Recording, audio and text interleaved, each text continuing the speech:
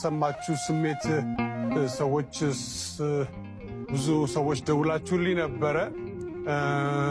አመሰግናለሁ ስለኔ ጤንነት ስለተጨነቃችሁ። ነፃነት ወርቅነህ ከ5 ቀናት በፊት ያጋራው መልእክት ፍቅር ሰው ሲሞት እንኳን አይጠፋም፣ ወደ ኋላ ይቀራል እና የማንቋቋመው ይሆናል ብሎ ነበር። ለመላው የኢትዮጵያ ሕዝብ ለሁላችሁም መጽናናትን እመኛለሁ።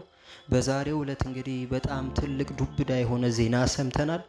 ታዋቂውና አንጋፋው ደራሲ ተዋናይ እንዲሁም የቲቪ ፕሮግራም መሪ የሆነው ነፃነት ወርቅነህ ከዚህ ዓለም በሞት ተለይቷል። ተወዳጁ ተዋናይ ነፃነት ወርቅነህ ባለትዳርና የ3 ልጆች አባት ነበር።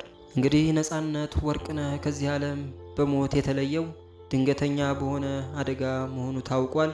እንዲሁም በሕክምና ተቋም እንደደረሰ ማረፉም ተገልጿል። ሁላችንም ከእንደዚህ አይነት ድንገተኛ አደጋ እግዚአብሔር ይጠብቀን። ለመላ ኢትዮጵያውያን፣ ለቤተሰቦቹ፣ ለአድናቂዎቹ እንዲሁም ለዚህ ዩቲዩብ ቻናል ተከታታዮቼ በሙሉ የተሰማኝን ጥልቅ ሐዘን እገልጻለሁ።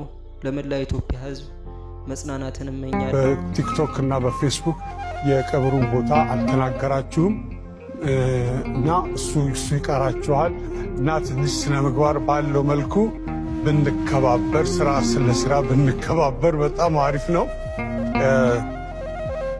ታሟል ሲባል ሞተ፣ ሞቷል ሲባል ተቀበረ፣ ተቀበረ ሲባል ተነሳ።